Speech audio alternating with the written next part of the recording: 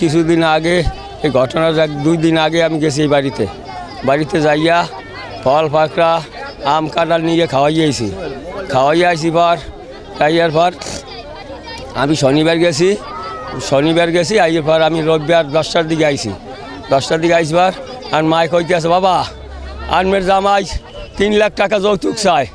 এবার আমি কইছি যে আমি গরিব মানুষ, আমি তো এখন দিতে পারি না, আমি দিমু, আমার একটু সিজন দেওয়া আস্তে আমি দিমু। এবার বিয়ের কালে আমি দিছি কানের জিনিস দিছি, গলার চেন দিছি, জামাই হাতের আংটি দিছি, এই যে দিছি। আমি বাবা আমি দিমু, একটু আস্তে দিমু না। হে কইতে আছে যে আমি ঘর উড়ামু, আমার তোর বাড়িগুলো 3 লাখ ঠাই নিয়ে যেতে হইবে।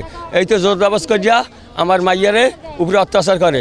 রাত একাল 10টা কি 10:30 এই সময় আমার কইতে আছে মাইয়া কপাটা লাগে আমার বাইরে 2 ভাইয়া টোকরা সিপা দর্শে রে আমার মাগো রে। আমার মায় খালি ওর কথা বলছে মোবাইল করি, মোর মায় আর কোনো কথা কইতে হয় না। আমার কামাল সান্ত্বনা দেয়, আব্বা আমি কই আমি এখন আমু, কয় না আনমের এখন আওয়া লাগবে না, আনমের সকাল আইয়েন। সকাল 6টার গেলে আমার কামাল মোবাইল করলে কয় আনমের মাইয়া কানাল গাছের লাগে ঝুলাই যা কেরা করছে। কি করবেন করেন, আমি কি করবো, আমি যে যাইতে চাইছি মোরে মানা করছে, মোরে খালি মোবাইল দিয়ে মোরে খালি রাখছে যে না এটা আমার পারিবারিক ব্যাপার, এটা আমি বুঝবো।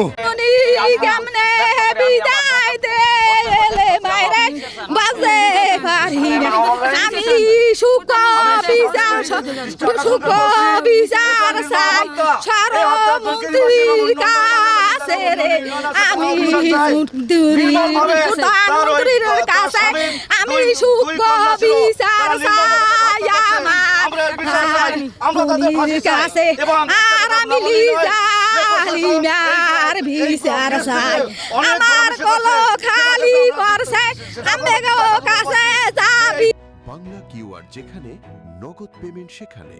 সারা দেশে 10 লাখেরও বেশি মার্চেন্টে নগদে পেমেন্ট করুন খুব সহজে। আমি কোথায় পাবো আমার মা জননী রে। আমার মায়ের হত্যাকারীর ফাঁসি চাই। আমার মায়ের যারা মা আছে তাদের ফাঁসি চাই। আমার মায়ের হত্যাকারীর ফাঁসি চাই, কামাল খুনির ফাঁসি চাই, লিজা খুইয়ের ফাঁসি চাই, লিমা খুনের ফাঁসি চাই, আমার মায়ের খুনিদের ফাঁসি চাই। মেয়ে আমাদের কাছে 9টার দিকে একটা ভিডিও পাঠাইছে, নেট ছিল না, আমরা দেখতে পারি নাই। তারপর 10টার দিকে মেয়ে আমাদেরকে জানাইছে যে বাবা আমার গলা টিপে ধরছে। কিছুক্ষণ পর আমরা ফোন দিয়ে ফোনে পাই না, কিছুক্ষণ পর কামাল খা আমাদের ফোন দিয়ে জানায় যে আপনার মেয়ে পাগল হয়ে গেছে, আপনার মেয়ের মাথা নষ্ট হয়ে গেছে। তখন আমরা বলছি যে আমরা আসি, তখন বলছে আপনার আসার দরকার নাই, আমি এটা দেখতে এসেছি।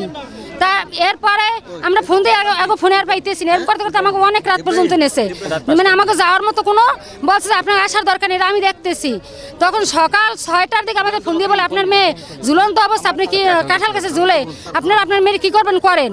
আমার বোনের যখন বিয়ে হয় তার কিছুদিন পর আমার মামা সেখানে যায়। সেখানে যাওয়ার পর আমার বোন তাকে বলে যে বাবা আমার কাছে যৌতুক চাই 3 লক্ষ টাকা।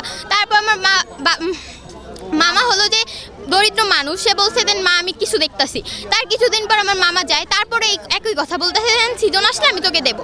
তার এই হত্যাকাণ্ডের হওয়ার কিছুদিন আগে আমার মামা যায়, সেখানে বলে বাবা আমাকে তো অত্যাচার করে, তার নামে জিডি করো। আমার মামা বলে যে তুমি তো এখানে সংসার করবা, জিডি করবো না, আমি দেখতেছি কি করা যায়, তুমি থাকো। তার আমার যেদিনকা ঘটনাটা হয়েছে সেদিনকা 14 তারিখ মঙ্গলবার আমার সাথে কথা হয়, বলে যে বাবা আমাকে তো গলা টিপ্পা ধরে ছোট মেয়ে, আগের ঘরে ছোট মেয়ে লিমা। তখন বলে মা আমি আসবো, তখন এই কল কেটে যায়, তার হাজবেন্ড কল কেটে দেয়। তারপর সকালবেলা আমরা মামা অপেক্ষা করতেছিল যে সকালবেলা হলে আমার মামা যাবে সেখানে। তো সেখানে যাওয়ার আগে 6টা বাজে তার সাক্ষীমতের মাধ্যমে জানতে পারি যে আমার বোন কাঁঠাল গাছের সাথে ঝুলে আছে। তো আমার বোনের সেখানে কোনো কিছুই নেই, না জিব্বা বের হয়েছে না চোখ কিছু হয়েছে। আমার বোনকে এটা সরাসরি হত্যা করা হয়েছে এবং তার ছোট মেয়ে, সে বড় মেয়ে এবং সে এই হত্যাকাণ্ডে জড়িত আছে। আমি এর সর্বোচ্চ শাস্তি চাই, তাদেরকে দ্রুত গ্রেফতার করা হোক এবং তাদেরকে ফাঁসির মঞ্চে ঝুলানো হোক।